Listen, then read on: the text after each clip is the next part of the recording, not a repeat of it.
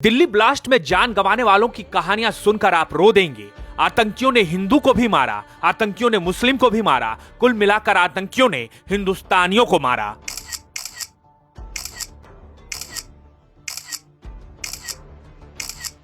वही कमा के खाने वाला था और मेरा बेटा ही चला गया। हम कैसे जिएंगे? पता ही नहीं, मेरे लाल के साथ ये घटना घटी है। मैं क्या करूं भाई? लोकेश अग्रवाल यूपी के अमरोहा में दुकान चलाते थे। वो अपने 34 वर्षीय दोस्त अशोक कुमार से मिलने दिल्ली आए थे। अशोक डीटीसी में कंडक्टर थे। दोनों दोस्तों ने मिलने के लिए लाल किला मेट्रो स्टेशन को चुना। दोनों एक साथ तय समय पर पहुंचे और मिले भी, लेकिन ये मुलाकात उनकी आखिरी मुलाकात साबित हुई। उसी समय हुए ब्लास्ट में दोनों दोस्तों की मौत हो गई। बिहार के समस्तीपुर के रहने वाले 22 वर्षीय पंकज ने 12वीं तक की पढ़ाई की। पढ़ाई के बाद उन्होंने मीशो में काम शुरू किया, जहां बाद में उन्हें नौकरी से निकाल दिया गया। उनके पास ड्राइविंग लाइसेंस था, इसलिए उन्होंने कैब चलाना शुरू कर दिया। वे सोमवार शाम पड़ोसी को छोड़ने लाल किला आए थे। पंकज के साले निकेश कुमार के मुताबिक उन्हें ब्लास्ट की खबर मिली तो उन्होंने कई बार पंकज को फोन किया, लेकिन कोई जवाब नहीं मिला। ऐसे में वो पंकज को ढूंढते ढूंढते लाल किला के पास आए तो उन्हें हादसे के बारे में पता चला। वहाँ पंकज की कार आधी जली हुई हालात में मिली। कार का पिछला हिस्सा बिल्कुल ही उड़ गया था। आखिर में मोर्चरी में पंकज का शव उनके परिजनों को मिला।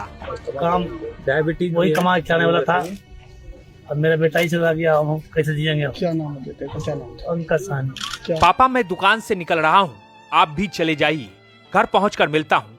बेटे ने घटना से 10 मिनट पहले ही फोन पर यही कहा था, लेकिन कौन कह सकता था कि वो घर नहीं पहुंचेगा। लाल किला ब्लास्ट में शहीद हुए अमर कटारिया के पिता जगदीश कुमार ये कहते कहते रो पड़ते हैं। दक्षिण दिल्ली के श्रीनिवासपुरी में रहने वाला उनका परिवार गम में डूबा हुआ है। अमर कटारिया को घूमने और बाइकिंग का शौक था। 4 साल पहले ही उनकी शादी हुई थी। उनका 3 साल का एक बेटा है। वे सोमवार को फैमिली डिनर पर जाने वाले थे, मगर इससे पहले ही ब्लास्ट ने उनकी और उनके पूरे परिवार की जिंदगी तबाह कर दी। उनके हाथ पर लिखे टैटू से उनकी पहचान हुई। उन्होंने अपने एक हाथ पर माता पिता तो दूसरे पर अपनी पत्नी कृति का नाम गुदवाया हुआ था। उन्होंने अपने एक हाथ पर टैटू से mom my first love, dad my strength गुदवाया हुआ था, तो दूसरे पर अपनी पत्नी का नाम लिखवाया हुआ था। अस्पताल से टैटू देखकर ही पिता ने बेटे की पहचान की। शादीशुदा है।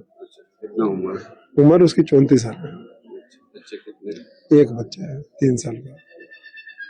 तो क्या कहेंगे जिस तरीके से ये हुआ है? अभी क्या कह सकते हैं सर? अभी तो दुख से नहीं उभर पाए तो क्या कहेंगे। 22 वर्षीय नुमान अंसारी यूपी के शामली से अपने कॉस्मेटिक दुकान के लिए माल खरीदने दिल्ली आए थे। विस्फोट ने उनकी भी जान ले ली। उनका चचेरा भाई अमन भी घायल है। नुमान परिवार में एकमात्र कमाने वाले थे। उनके बड़े भाई किडनी फेलियर के कारण घर पर ही रहते।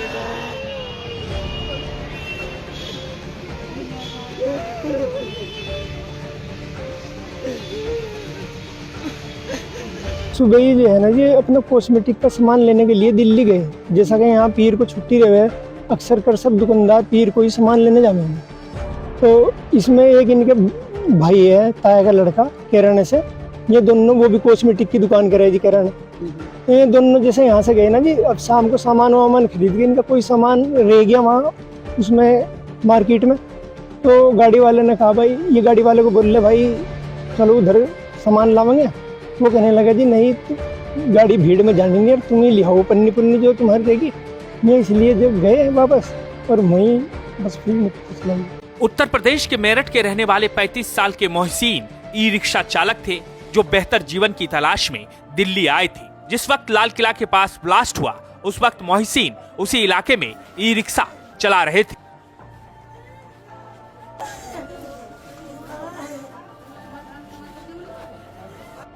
उसने छोटी बहू ने बताई थी कैसे ऐसी ये मिला वो हो गया। तो उसमें मेरे लाल का ताता ही पता ही नहीं, मेरे लाल के साथ ये घटना घटी है। मैं क्या करूं भाई? क्या काम करता था? वो मिनी मेट्रो चलाता था। कब यहाँ से गया था? वहाँ नहीं रहता? 2-2.5 साल पहले गया, वो नहीं यहीं पे रहता था। कल बम ब्लास्ट हुआ है लाल किले पर। इसकी सूचना मिली है मैं रात को 9 बजे जाकर कि तुम्हारा लड़का खोया हुआ है, वहाँ ब्लास्ट हो गया, ढूंढ चल लिया, मिलना नहीं है। रात को 2-2:30 बजे फोन आया तो वहाँ से खबर आई कि लड़का मिल गया है। किसने बताया कि मिल गया? हमारे अम्मी पापा गए थे और भैया गया था।